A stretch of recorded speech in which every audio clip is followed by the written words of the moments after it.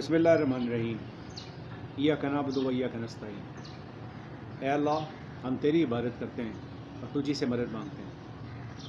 ناظرین السلام علیکم، میں عاطف خان ہوں، آپ میرا یوٹیوب چینل دیکھ رہے ہیں۔ ناظرین، میں نے بڑے عرصے کے بعد آج قائد اعظم رحمۃ اللہ علیہ کے بارے میں کچھ دستاویزات نکالی، کچھ ایسی باتیں جو بہت کم لوگوں کو معلوم ہیں۔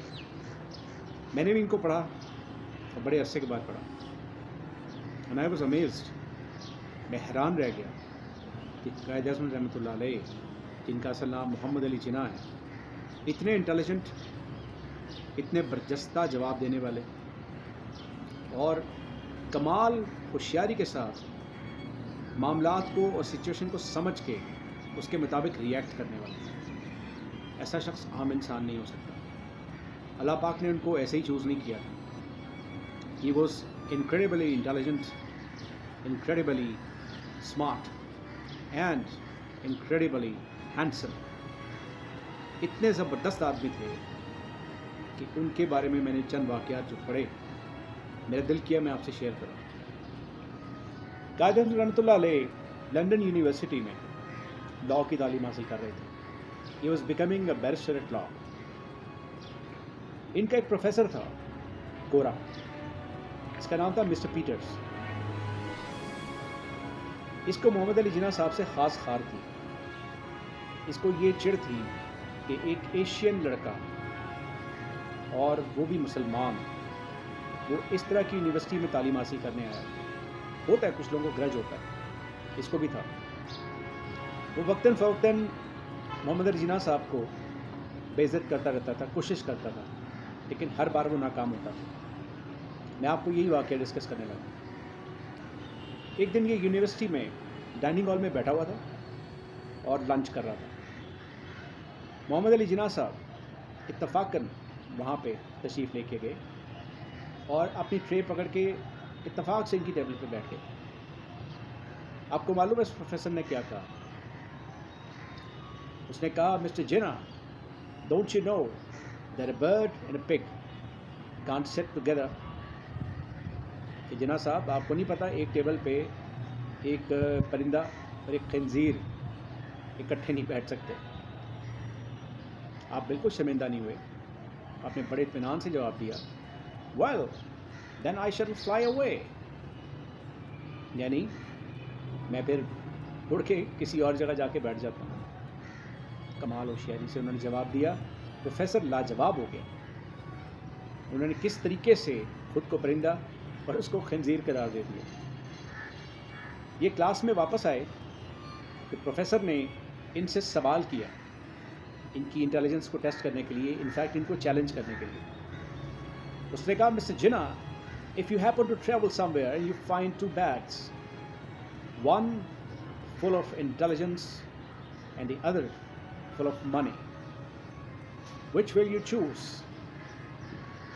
کہ جناب آپ سفر کر رہے ہو، آپ کو دو بیگ مل جائیں رستے میں، ایک میں ذہانت ہو اور دوسرے میں مال و دولت ہو، تو آپ کیسے چوز کریں گے؟ جناح صاحب نے زبردست طریقے سے جواب دیا، بڑے اطمینان کے ساتھ، professor I will choose the bag with the منی۔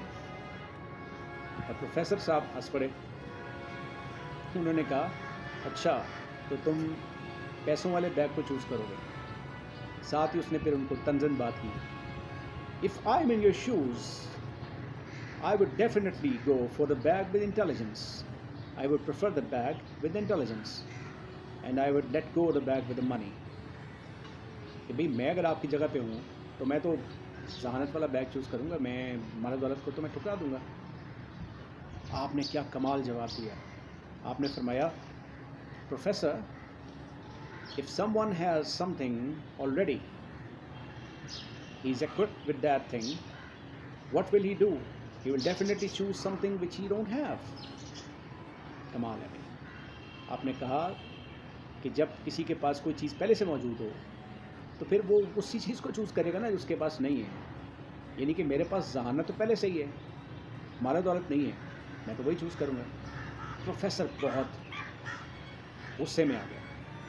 اس نے کیا کیا، اس نے ان کی ایگزامینیشن شیٹ ہے اس کے اوپر ایڈیٹ لکھ دیا، جسٹ ایڈیٹ، اور لکھ کے ان کی ٹیبل پہ رکھ دیا۔ تو محمد علی جناح صاحب آئے, انہوں نے آ کے شیٹ کو دیکھا, ان کو پتہ لگ گیا کہ پروفیسر نے کیا شرارت کی ہے, اور انہوں نے بھائی صاحب نے ایڈیٹ کیسے لکھ دی ہے. بالکل شرمندہ نہیں ہوئے, بالکل پریشان نہیں ہوئے, بڑے کام طریقے سے پروفیسر کے پاس گئے اور جا کے کہا, mister Peters, I believe you have forgotten to give me the grades, whereas you've just mentioned your name over here. کمال ہے یار, حد ہوتی ہے انٹیلیجنس کی. آپ نے اس طریقے سے پروفیسر کو کہا کہ اس کی سبکی بھی نہ ہو اور اس کو ایک چپیڑ بھی رسید کر دیں, یہ کہہ کے کہ آپ نے اپنا نام تو یہاں درج کر دی ہے جو آپ نے ایڈیٹ لکھا ہے, میرے گریڈز تو لکھے ہی نہیں کہ میرا A+ ہے یا A ہے یا B+ ہے یا B ہے یا C ہے, کچھ بھی نہیں لکھا, صرف آپ نے اپنا نام درج کر دیا. اس پروفیسر نے ہار مان لی کیونکہ آپ کی انٹیلیجنس کے آگے وہ ہار گیا تھا. اب آپ کو میں دوسرے واقعے کی طرف لے کے چلتا ہوں جو قائد اعظم رحمۃ اللہ علیہ کے ساتھ پیش آیا.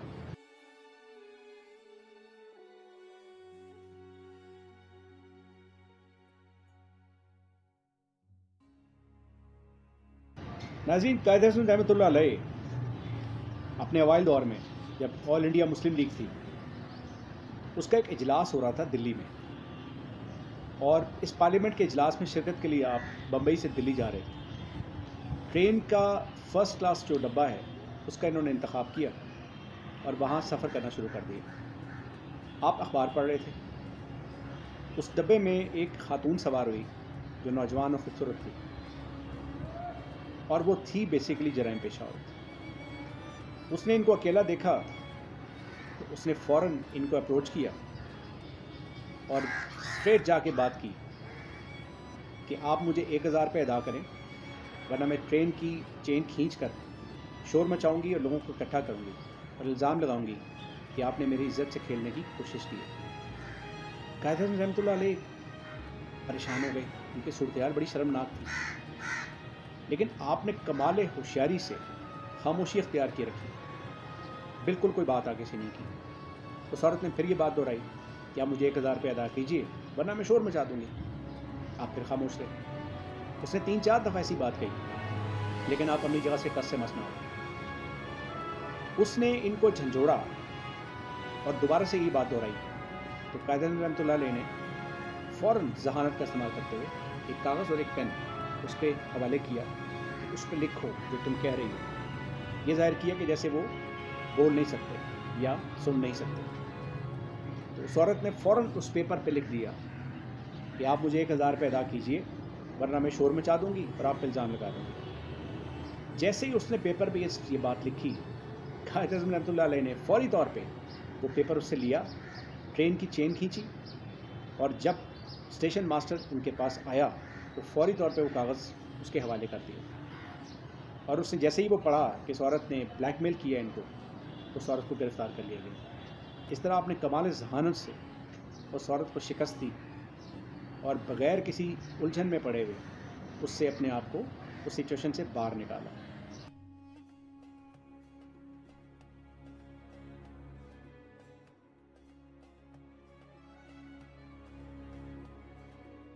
ناظرین, محمد علی جناح صاحب لاء پریکٹس کرتے تھے کیونکہ انہوں نے اسی کی تعلیم حاصل کی تھی, اور ان جیسا وکیل پورے بر صغیر میں نہیں تھا.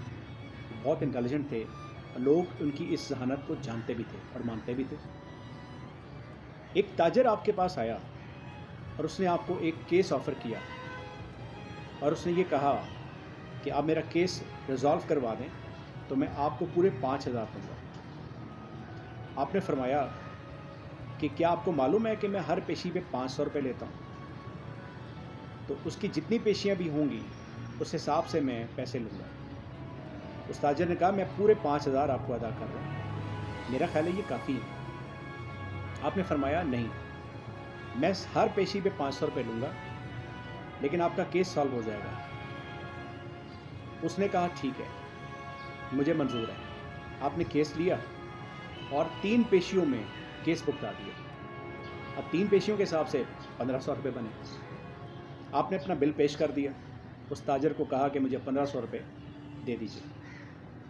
اس تاجر نے آپ کو آفر کی کہ آپ نے میرا کیس سالو کیا ہے, میں پورے 5000 آپ کو دیتا ہوں.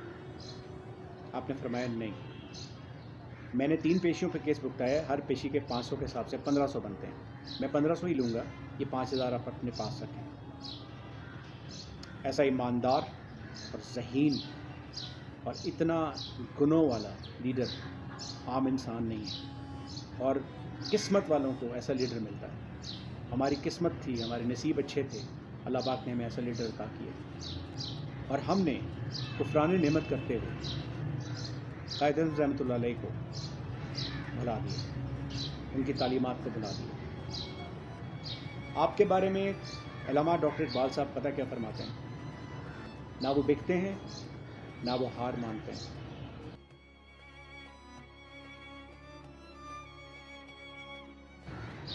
ناظرین، یہ تو چند واقعات تھے جو میں نے آپ تک پہنچائے۔ ان کی زندگی ایسے واقعات سے بھری ہوئی ہے، اور اتنے حیرت انگیز واقعات کہ جب آپ پڑھیں گے تو آپ کی آنکھیں کھلی کی کھلی رہ جائیں گی اور آپ کا دماغ دنگ رہ جائے گا۔ میں ان سے کافی عرصے سے متاثر ہوں، اور میں نے ایک عرصے کے بعد ان کو دوبارہ سے پڑھا ہے، لہٰذا میں نے فرض سمجھا یہ کچھ پوائنٹس ہیں، کچھ باتیں جو آپ تک میں پہنچاؤں، تاکہ آپ بھی فخر کر سکیں کہ اللہ تعالیٰ نے آپ کو ایسے لیڈر سے نوازا تھا۔ ہمارے قائد ملت محمد علی جناح رحمۃ اللہ علیہ آج اس دنیا میں نہیں ہے، لیکن ایسا لیڈر صدیوں میں پیدا ہوتا ہے۔ ہمیں اس کی قدر کرنی چاہیے، اور ہمیں اس وطن پاکستان کی بھی قدر کرنی چاہیے۔ اللہ تعالیٰ ہمارا حامی و ناصر ہو، اللہ تعالیٰ ہمیں اس کی توفیق عطا فرمائے۔ وما علینا الا البلاغ المبین۔ پاکستان زندہ باد۔